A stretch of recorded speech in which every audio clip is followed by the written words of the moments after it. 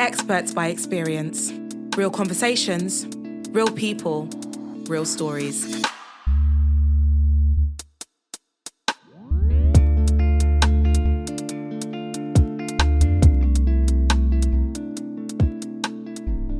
Hello, and welcome back to another episode of our Experts by Experience podcast.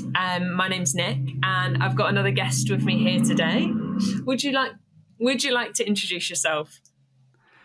Hi, Nick, and listeners of Catch 22 Minutes. My name's Jacob, and I'm the founder of an organisation called Offploy. We mentor and support people with criminal convictions and other barriers to moving on in life. Brilliant. Yeah, absolutely. Welcome, Jacob. Thank you. So we're going to start our conversation today just by talking a little bit about you. So maybe it'll be helpful to start with you telling us a little bit about yourself, and then after that, a little bit about your business as well, a little bit about Offploy. Absolutely. So one thing I always kind of start with is that I'm someone with lived experience of the justice system. So I was going to say I had the judge bang the gavel in front of me, but judges don't bang gavels in England and Wales. It's not something they've ever done. So it's these things that I've only recently learned. But I was sentenced to 28 months. And before I got a sentence and before I went through all of this, it was very much before that I was not very good in school. I was a B and C grade student. That's fine. My parents always felt I could do better. But I was hooked. I was hooked by entrepreneurialism. I didn't know it was called that then, but I was hooked by selling sweets and then going on to running music events and then going on to running concerts for my local, to all the students in my local village. And for me, this hook of I could actually be good at something. I was never excelling at anything else, be it maths, English, science, none of that. Music I was terrible at, by the way. But ultimately, I found business or creating ideas from nothing and bringing them to life was something that really appealed to me, and I loved it. I absolutely loved it. I felt purposeful. I felt like, and this was at 16, 17, 18 years old, and it was finally something where I found my place, which was that bit of socially awkward kid on the outside. I was never really part of large groups of friendship groups of people, but my music events or my sweet selling gave me reasons to connect with others as well. So this was my life. And then getting up to 19 years old, I had the idea for a camping business. Now, I know that sounds really exciting. People love camping. But my camping business was called The Lazy Camper, and it was a festival camping pack. So anyone going to festivals, they could order from us, collect it online, or have everything set up waiting for them at the festival. And we had tents and sleeping bags and everything you need, right down to the toilet seat covers in this pack, so that you can go to a festival in relative comfort. I got 300 grand investment at the age of 21 whilst at university, skimmed through university really. I had something like 30% attendance, ended up with a 2-1 at the end of it all in enterprise development.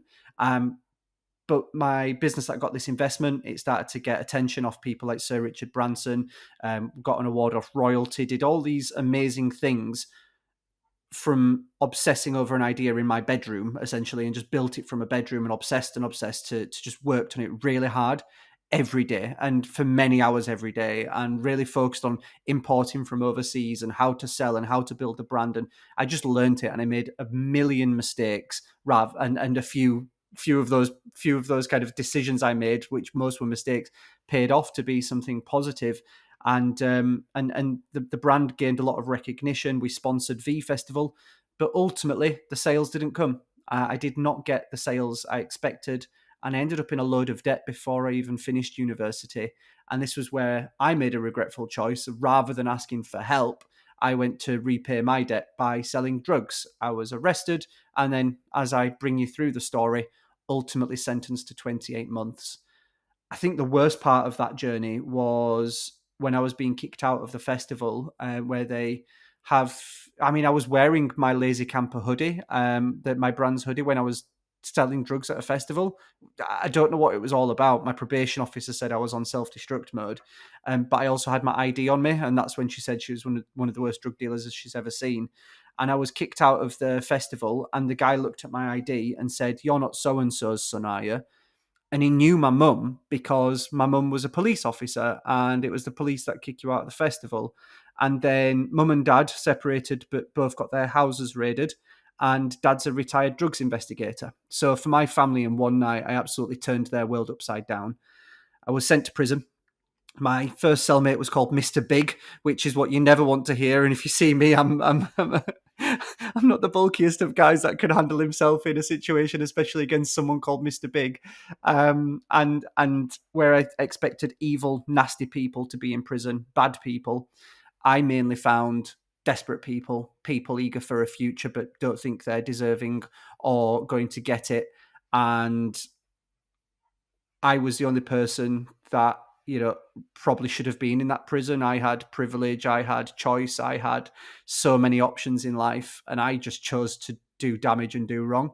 And that was really hard because I was sitting next to people who were coming through addiction, who were coming through years of abuse, who were facing homelessness, who had nowhere near the scrap of opportunity I had. And this is where I really wanted to do something to repay my debts to society. And when I was released, I started an organisation called Offploy. Wow. Thank you, Jacob. That was, it's hard to do a whistle-stop tour of such an important period of your life, isn't it? Maybe too much. Yeah. No, but I really think it's important to paint the picture as well of like this success and the challenge doesn't come from nowhere. It comes from our life experiences, right? And so I really feel like you helped us and the listeners go along the arc of this life experience with you. So do you want to tell us a little bit about what Offploy does? Sure. I started it when I was released from prison as more of a recruitment agency. That was the plan, that I would broker people with convictions into jobs with employers, and we would charge employers a recruitment fee. And a guy invested in me when 2 weeks out of prison. I didn't know him on the day before my release. I didn't have any. I asked the National Careers Service. They've gone now, but there'll be other service providers. Can you introduce me to someone? They didn't. They didn't know any investors. They didn't, like they said, but there's this one person who's really keen to help. Why don't you speak to her? On the day of my release, I called her, and or maybe it was the day after. I called her, and she said, "It sounds like a really good idea. I'd love to be involved. Love to help out. Let me speak to my boss," who then spoke to his boss, and that was ultimately within 2 weeks of release. I was pitching this idea for Offploy. I was wearing a pair of jeans with a hole in the crotch. I'd not had any new clothes since my release. I'd just kind of got straight into it all. And he agreed to give me £36,000. That was £18,000 for my salary and £18,000 to invest in to run and test this organization. And the idea for Offploy was we would recruit people into roles. For 9 months, we made no revenue. We had no sales. There was some entrepreneurial grants and funding I won, which I think you'll ask me about later. But ultimately, no sales until 9 months, when I pivoted the idea, tried 1,000 combinations, and ended up recruiting staff into Milton Keynes College, into Novus, into a few others, not with convictions, charging them a recruitment fee, and then reinvesting that into our mentoring service for people with convictions. So Offploy then mentored people with convictions. I say Offploy, I mentored people with convictions. I remember my first 15 candidates that I was supporting, and then grew. Month 10, we hired one person. Month 12 or 13, we had a team of 4 people. Now we're a team of 19 full-time colleagues spread from Newcastle down to the southwest to central London, right up to the northwest. It's phenomenal. And we mentor and support over 1,000 people a year on behalf of the DWP, the Restart Scheme, prisons, probation, police and crime commissioners, whoever it might be. And that's the main part of what Offploy does, which is mentoring and supporting people with convictions. We have a few other enterprise revenue streams and bits that do that, but I don't need to go into too much detail today since we're limited for time. No, that's brilliant. Thank you, Jacob. And also, for the people that are listening to this, there's going to be a variety of people that are listening to this right now. This podcast we've built for service professionals, people that are working within the field, Brilliant. But also this, this specific episode and our Experts by Experience podcast being streamed within those radio systems in the custodial. I love that. That's why this story is so important, because how many people that are currently in custody right now, like you said, you met these people, that Yeah. are, it's not a system full of bad people. It's a system full of people that are told that they, can't reach their potential, or that there are barriers there. So to hear this from you, I think is really impactful. I wrote my business plan in custody. I went to the education department. I had a little file in my computer system, and I started with a Word document, 1 page, ended up being 52 pages. I had so much data that the prison sent me a disc in the post after my release with all my content. And how nice of them to do that, by the way. Very nice of them. I know, Yeah. right? Considering how busy they are and overstretched they are, it was one. It always is one staff member, right? It's always one person that makes the difference, not the prison system, not the education provider, but that one individual that gives you that chance. And this was a lady who won't mind me mentioning her name. She's a novice educator called Shirley Feldman. Absolutely wonderful that she gave me the time of day and helped me by getting those discs out to me. So thank you ever so much for that. I just want to encourage people that if you are sitting in your cell listening to this through the TV, if that's how we still do it, that this is a great time to think. This is a great time to plan. And it's a great time to listen to your community of people. You've probably got ideas. Some will be negative. That's just the nature of being in prison. I get it. But you'll find some people who are really worth walking around the courtyard with and talking ideas through and coming up with something. And when you can combine maybe two passions of yours and find a business in the middle of two different passions, that's when you've got a really neat idea. Such good advice, Jacob. Did this specific idea around that business case for Offploy, did that come from like a pivotal moment for you? Was that like as a result of an experience? Did you see the gap in the system? Can you remember like what that came from? There's always these bits, especially 8 years ago when I started, employers were not talking about employing people with criminal convictions. And God forbid you have a certain offence. There's even myths going around that certain offences can't get jobs, can't find jobs. And that just rubbed me up the wrong way. I really wanted to say, well, why not? We had a talent shortage 8 years ago. Post-Brexit, post the pandemic, it has only got worse. Employers want the loyal talent that comes from people with convictions who get a chance stick around. Timsons see a 74% retention rate after 12 months from their justice cohort. So for me, I saw the opportunity that jobs reduce reoffending. People in prison want a job. A job was deemed as the silver bullet. We know it's not the only bit in someone's life needed to kind of get on the straight and narrow, but why the heck should we stop someone from getting an opportunity? Why the heck should we make it harder when employers need talent yesterday? So I really wanted to do something. I do remember that the first 3 months of the sentence, I did 9.5 in prison. The first 3 months, I was trying not to get back into business, trying not to think of ideas, because I almost felt like that was the reason behind my offending behavior. But that's obviously not the case. There's other reasons behind offending behavior. It's not entrepreneurialism that made me want to be a drug dealer. It was like wanting to pay a debt. It was wanting to do it was trying to deal with the full complexity of a human being, not the idea of starting an organization. So the same energy and passion that I had for kind of starting businesses beforehand, I really wanted to use that to repay my debt somewhat to society, but also really give those individuals who I met the opportunity that they deserve. Yeah, definitely. I think it's a really important moment. It sounds like it was, especially for you, to establish that actually it's quite an easy story, isn't it? That your entrepreneurial spirit, this thing that's driven you, is the thing that has also got you into the situation where you found yourself with this conviction. I think it's a far more complicated and nuanced story than that. That actually there's so much more going on, and because that entrepreneurial spirit is a huge benefit that a lot of people don't dig into within themselves. No, I think so. I think many people have it though. It Yeah. aligns with creativity, and you look at the entrepreneurialism of prisoners, of people with convictions. You look at the creativity of them, and it's amazing how much they kind of skew towards being very creative or very entrepreneurial. I don't think drug dealing's entrepreneurial. I think it's a guaranteed sale. But I do think the organization of it all. I do think the idea of kind of how to bring together people and all these transferable skills from what might be deemed as what is deemed as criminal behavior can actually be applied to ultimately good and positive and useful to organizations and companies who want to benefit from talent. Yeah, Definitely. And you spoke a little bit about just a minute ago about that person who kind of really believed in you and gave you that space and sent you that disc and really was your champion in that area.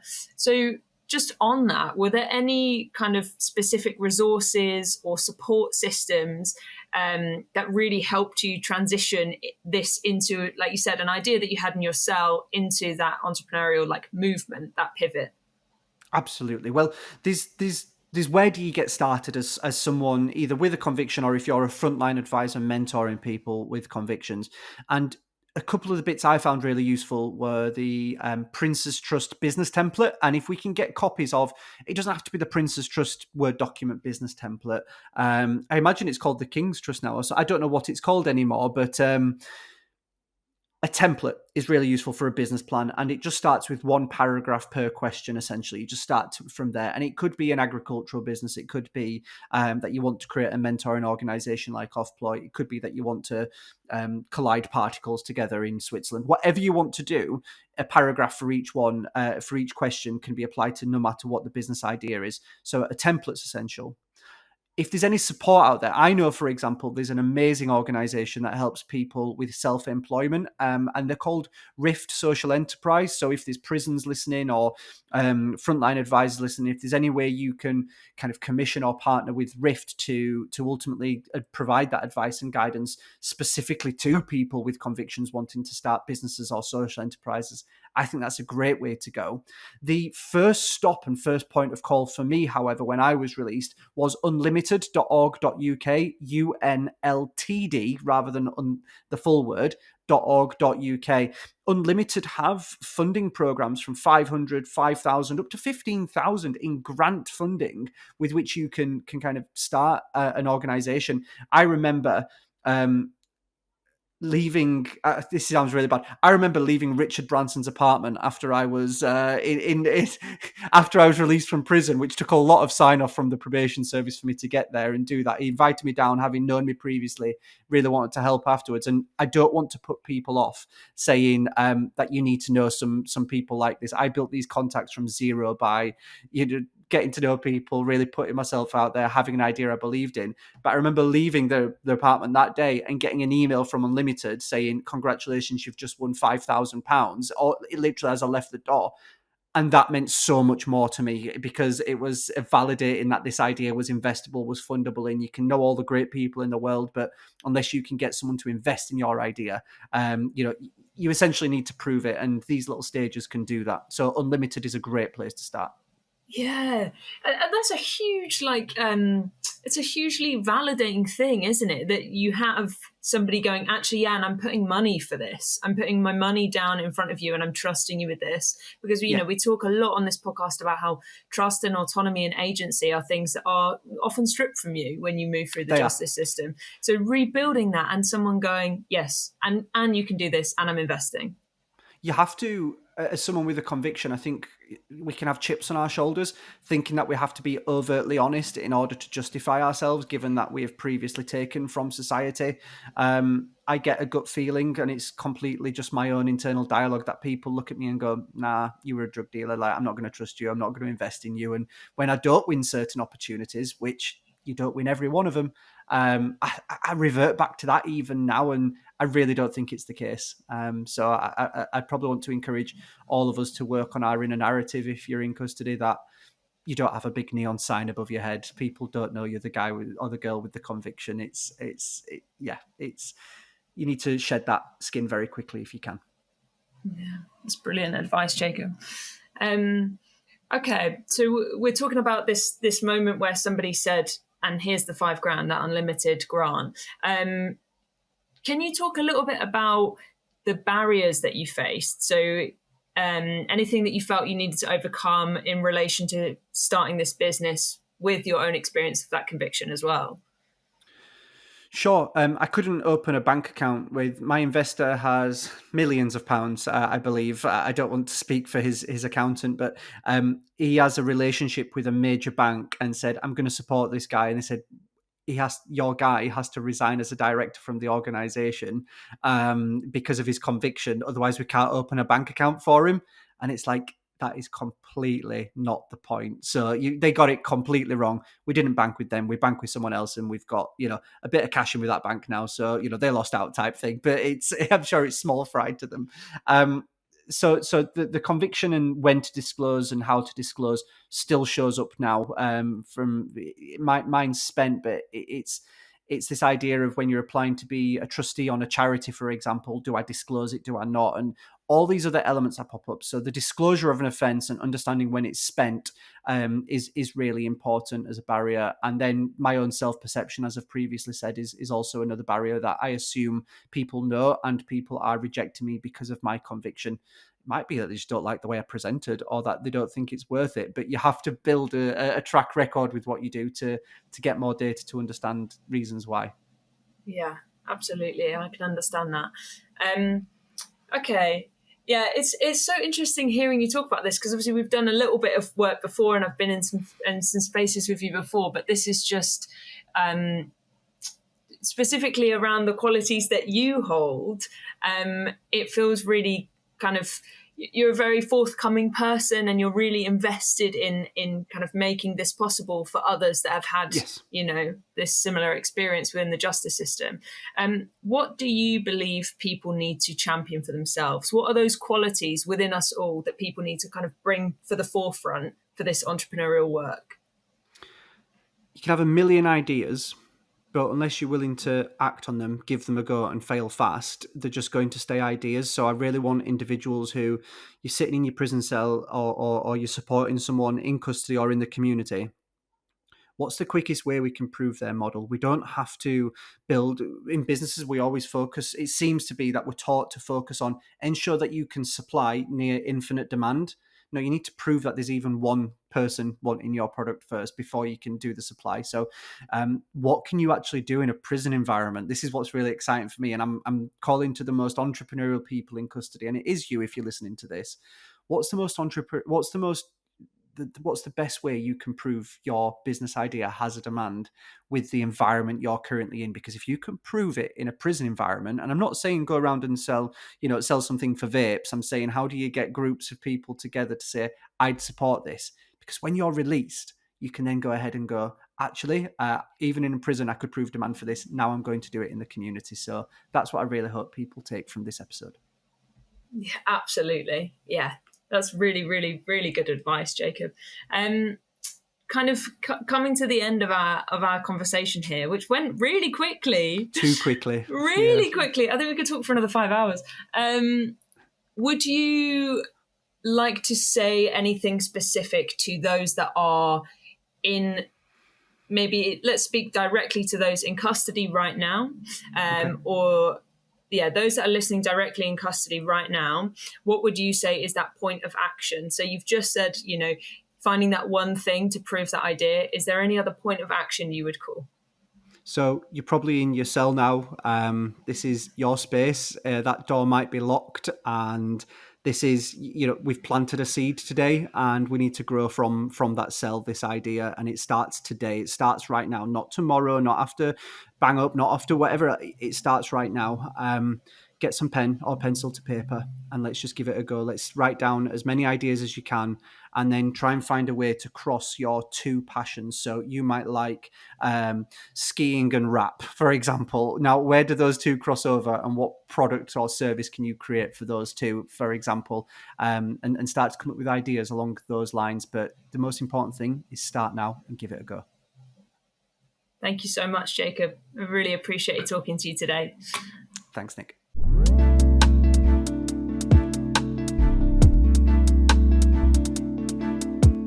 Experts by Experience is brought to you by Catch22. For more episodes, visit www.catch-22.org.uk. Now playing on National Prison Radio.